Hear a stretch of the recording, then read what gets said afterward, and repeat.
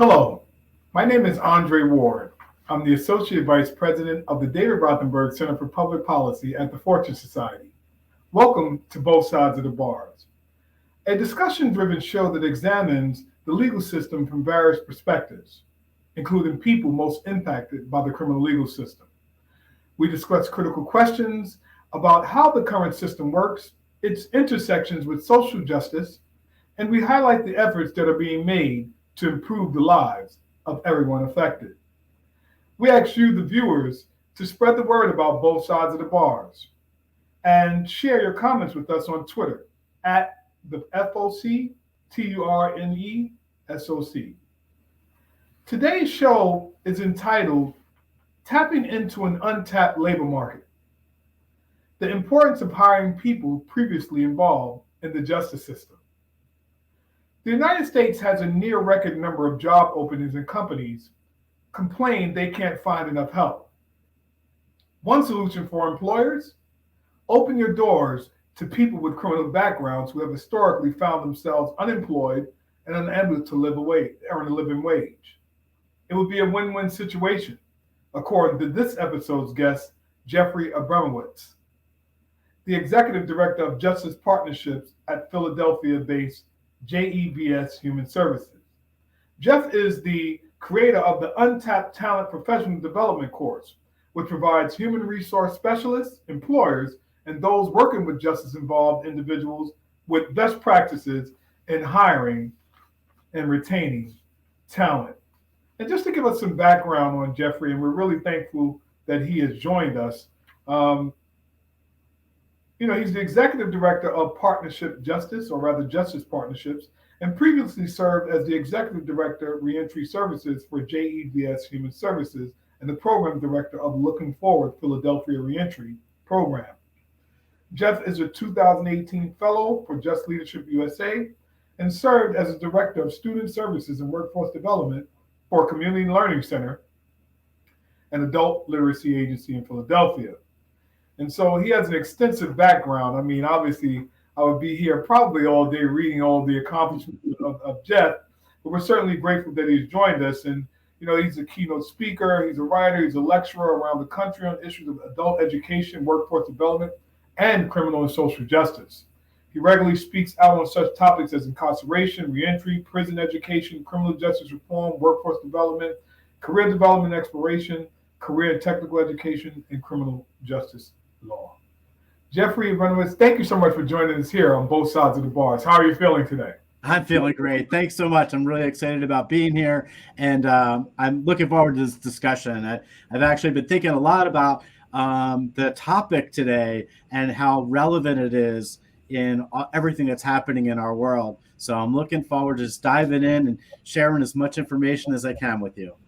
Absolutely. And so speaking of diving in, let's dive right into it. And so, Jeffrey, you obviously are really focused on making sure people who have criminal legal histories are accessing employment opportunities so they can earn a livable wage. And let's talk about your background. How was it that, you got involved with working with justice-involved individuals? So, wow. I don't even know where to begin, but let's start at the beginning. I guess I was a lawyer for a long time, 20 years, a trial lawyer, and made some bad choices in life that landed me into a federal prison. I spent 5 years incarcerated, and 7 years ago, I came home to Philadelphia, homeless, living in a shelter for about a year, and started teaching GED math. And that got me going. As soon as I started teaching, I knew what my passion was going to be. I knew that I needed to do something to help men and women that were coming home, and quickly navigated that next step for me, which was becoming a director of workforce development at an adult literacy agency in Philadelphia. And quite frankly, things in my life have really turned to a place where I find myself in the center of workforce development, criminal justice, and adult literacy. And the importance of that drives me every day to wake up out of bed.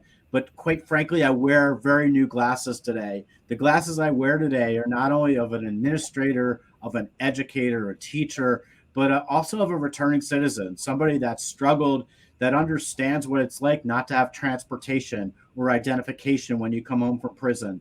of understanding what it's like to have to justify on a resume your value and what you're worth, and how difficult it is to not only navigate getting back to work, but also all those other challenges that surround you, like getting a bank account and getting housing. So the glasses that I wear today have enabled me to share the journey of the men and women that I've lived with and work with every day that are justice involved and that struggle with some of these challenges.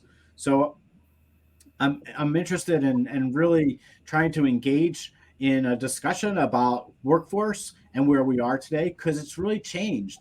And if you had told me 10 years ago that employers would be reaching out to me saying, Jeff, we want to hire more returning citizens, what do we need to do? I would say, Andre, you're crazy.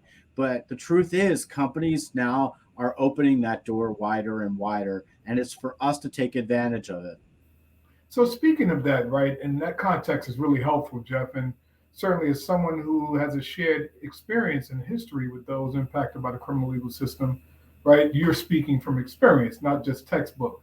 And so, let's discuss your efforts, right, to tap into the untapped labor market of justice involved citizens, and also you're working hard with employers across the country to get them to open up doors, et cetera. We know you're doing some work there with people. Like, how do you get employers to open their doors, right, Jeff? I mean, the stigma associated with having a conviction history, the bias that's into that, and although we know fair chance for housing, the Fair Chance Act has passed, we know that some employers still practice discriminatory ways of engaging things, and that's unfortunate. And so, talk to us about how do you get employers to open their doors in hiring people with criminal backgrounds?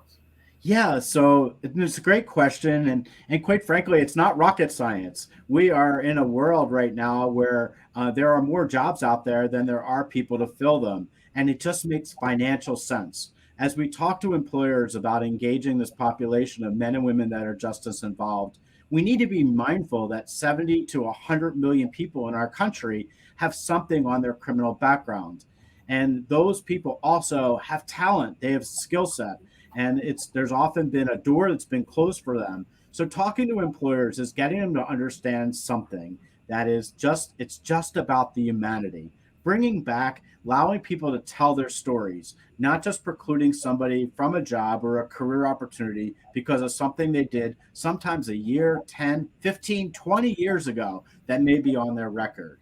So we're finding now that employers are beginning to open that door. They're willing to listen, and they're willing to find, and they're looking for that talent. Are the people going to bring value to their company? Do they have a skill set that can help their company be profitable? Are they going to be on time? Are they going to work hard? When you drill down to those things where men and women that are justice involved often have, in the justice setting, everyone inside of prisons has a job. They wake up at a certain time. They're very regiment. There's a routine that they have. And they're also hardworking. But men and women coming home, they have this passion. They want to succeed. They just don't have the direction, and they don't have the opportunity that's been available to so many other people. So talking to employers is really about sharing the opportunity that exists for them as well. Things like educating employers to that there may be a tax credit, the federal tax credit that they maybe have access to. Understanding that when you hire a returning citizen, it's not just about hiring the individual, but it's also helping them navigate all those other challenges around them. I get frustrated because quite often a lot of people say it's all about getting a job. Yo, Mr. A, I'll take a job. I'll take anything about a job. It's not about a job. It's about a career. And that's the mindset we have to have. It's got to be about helping people find that thing that they're passionate about, that they love to do, because those are the jobs that stick. Those are the jobs that people retain and they stay with, and they become career pathways for them where there's advancement opportunities. So it's educating employers about all of those opportunities, and also educating candidates, men and women that are coming home, that, they need to be transparent. They need to be open. They need to know how to tell their story, and they need to know their value. Look, I was away with some guys that were remarkable. I was with a gentleman who could flip a quarter into a backhoe, one of those 5-ton buckets, and just I want him digging. If I'm a construction company, I want him digging those holes next to gas pipelines, right? Because of his skill set. So those are the kind of opportunities that are the doors that are opening wider, and we just have to engage. We have to embrace them. Absolutely. And they say that employers are hire folk, with criminal legal histories for a couple of reasons. And one, they can help the company make more money. That's what some employers note. And the other thing is they can help save the company money. So, when it comes to hiring men and women, like Jeff, as we think about that, um, what value do they potentially bring to the table? And I think you've kind of like referenced some of that, right? And being incarcerated and being around people that have so much skills, right, has to be parlayed into an employment environment that can make the most use of those skills while obviously paying them livable wages and valuing them as a human being. Talk a little bit more about that, Jeff. Yeah, so there's so many pieces of that. First of all, there's a piece of just the value of someone going to work. Oftentimes, men and women that are incarcerated have done their careers sometimes for years or even decades where they've been involved in an employment and have a skill set that they can use. Even men and women that, I've worked with some gentlemen that have been out on the streets and all they've dealt is sold drugs, but you know what? They're fantastic salesmen. And just really understanding what skill set they bring to the table and then giving them the direction to know it's not just that entry level position that's important. It's how do you advance? It's how do you take that entry level position and move up into a company? And employers are now starting to engage because, quite frankly, there was a great story recently on the news that talked about the great resignation that's going on around the country. And people are resigning and they're walking away from jobs. And those job opportunities now are becoming ripe for men and women that door have been closed on. And employers are accepting it now. But there's also an accountability that comes with that. When employers want to open the door and they want to open that door wider for people with backgrounds, they also need to understand that there are still challenges there. There are in our country well over 1,400 occupational licensing restrictions for men and women that are justice involved. And that needs to change. Just because someone had done something in their past doesn't mean they're not super qualified and they don't deserve and warrant a licensing credential. So the fact that here in Pennsylvania, up until recently, if you were a barber in Pennsylvania, you couldn't get your license renewed because you had a felon. Now, we changed that law about 2 years ago, and that's what needs to happen across our country. We need to look at occupational licensing restrictions, and we need to say, you know what? That doesn't make somebody disqualified or unqualified to do the job. There are also a lot of sensitivity things. The Society for Human Resources, SHRM, has a great platform called Getting Talent Back to Work. And they have this course. It's a 10-module course. It's totally free, and it's targeting people that are HR, human resource specialists, to tell them what do they need to know about hiring men and women that are justice involved. And if you're out there and you're listening to this, just get on and do it. It took me a few hours. I got on and got the certification. Really simple, and it's free, totally free. But it really educates you to some of the challenges that men and women face as they come back into the workforce and how we can engage them. How those questions that we should be asking them when they get the job, and how we can help them navigate moving forward in those positions. I think that there are a lot of opportunities when it comes to the placement of the job, but it's the advancement and the retention that does away with poverty, and that's how really change happens. Right. And so thinking about that, Jeff, what should employers know about people? This is a dual question. What do employers need to know about hiring folk with justice histories? And how do we change the narrative around hiring people, right, who have been incarcerated, have been justice involved, right, in terms of legislation, education, and training? So employers need to know right up front that hiring someone that's justice involved has other things attached to it. Like just hiring somebody, we can't take things for granted anymore. I'll give you an example. Men and women that come home from prison often don't have identification.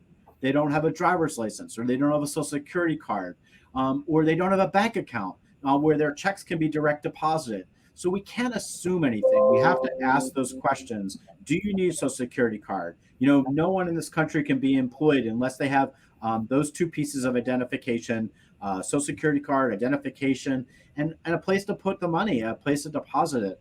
And so we need to educate employers. They need to understand that just because they have a job doesn't mean that they have a way to get to the job, right? It doesn't mean that they know how to navigate a computer or even check in or put their time cards in a computer.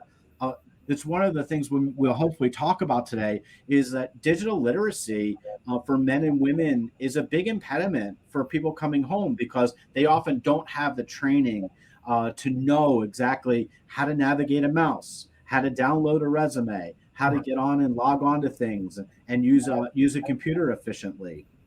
So employers can't take any of that for granted. They need to be able to walk through with a person and understand that it may be giving them transportation for a week or helping them get to work or even boots and clothing. Just because you get the job doesn't mean that your housing needs go away or food insecurity or clothing needs. All those still remain in play. And a good employer is really going to understand that and be aware, not that they have to meet those needs, but maybe have some direction on where people can go to get resources and supports.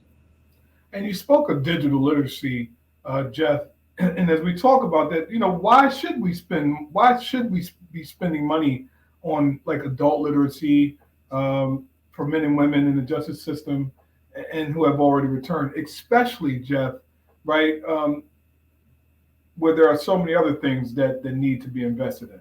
Look, we have 600,000 plus people come back from our prisons and jails every year. 600,000 of them. And of those people that come back and that return, 2/3 are going to find their way back behind the walls or in touch by the justice system within 3 to 5 years. If we don't prepare people better for what happens when they walk outside of that prison, what do we think is going to happen? It just isn't rocket science here. We need to do a better job preparing men and women for what happens the second they walk out that door. And the way I describe it is right outside of every prison facility is this fast flowing water. And that water often drives people back to the neighborhoods and some of the challenges that they faced before. Our job is to help them get over that water so that they can be successful, so they can have that job. And education and skill development, no question, holds the key to that. We have to be in a better position to help people.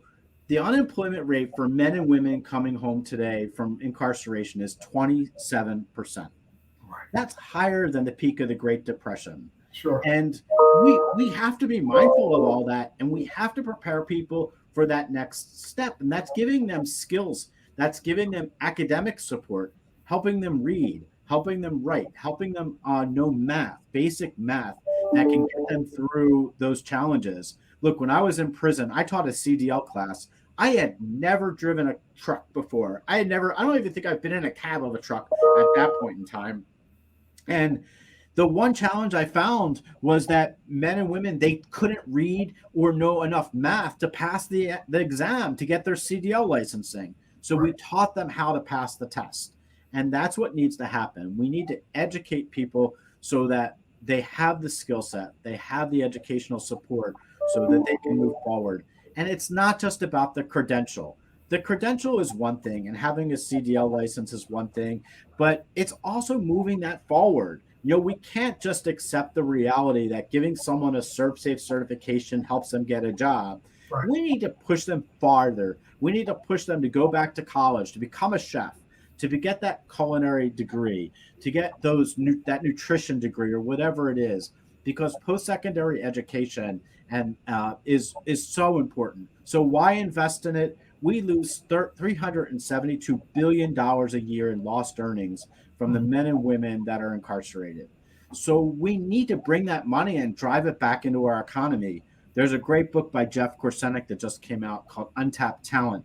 Yeah. Jeff is a good friend who is with Fifth Third Bank. And Jeff explains the financial and the economics behind hiring returning citizens. It just makes financial sense.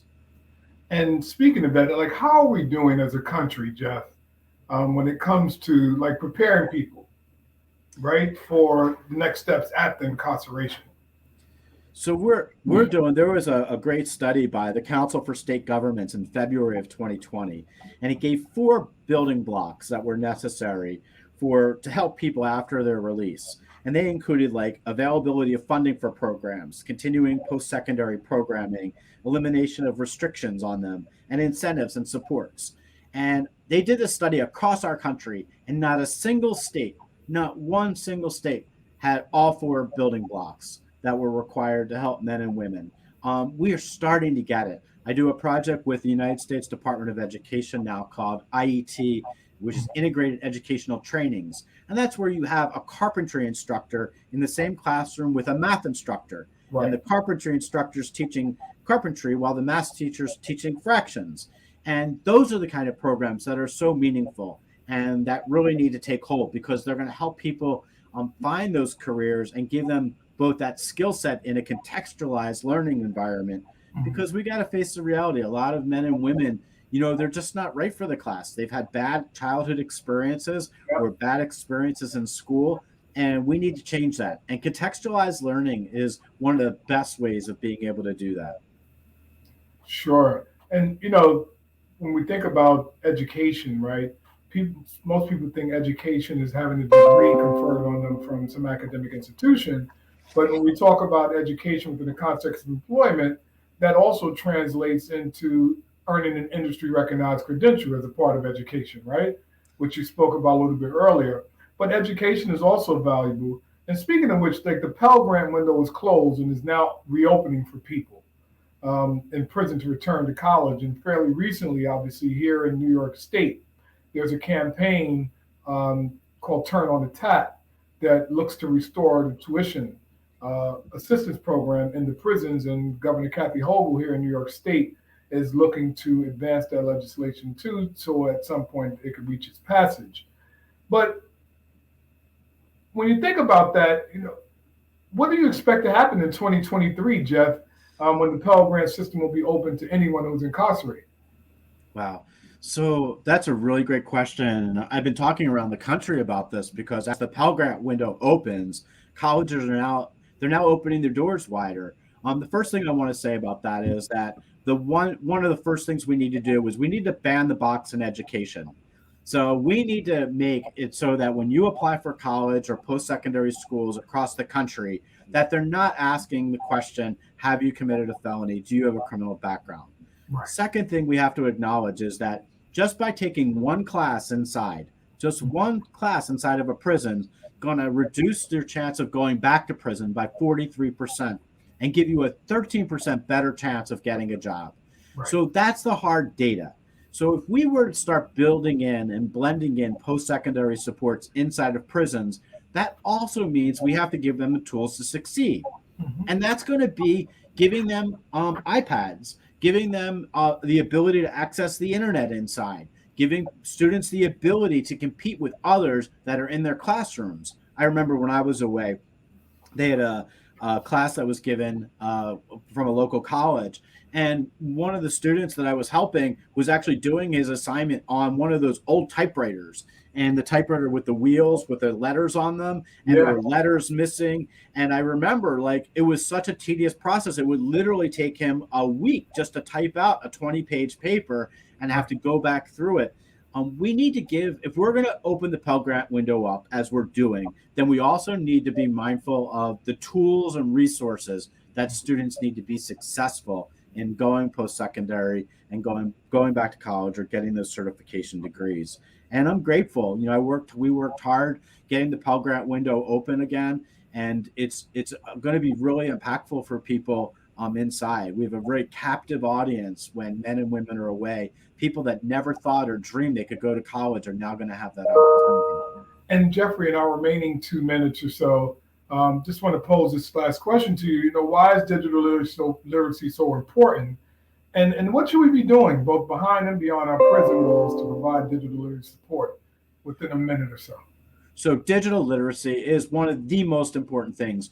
We tell men and women as they come home, you need to get a job. You need to get online right away. You need to use a computer. You need to get, and if we don't prepare them for that when they're inside, then shame on us. Shame on us. Digital literacy should be mandated in every prison around the country in preparation for men and women leaving the facility. And I'm not talking necessarily about just the internet. I'm talking about Microsoft Word, downloading a document, navigating a computer.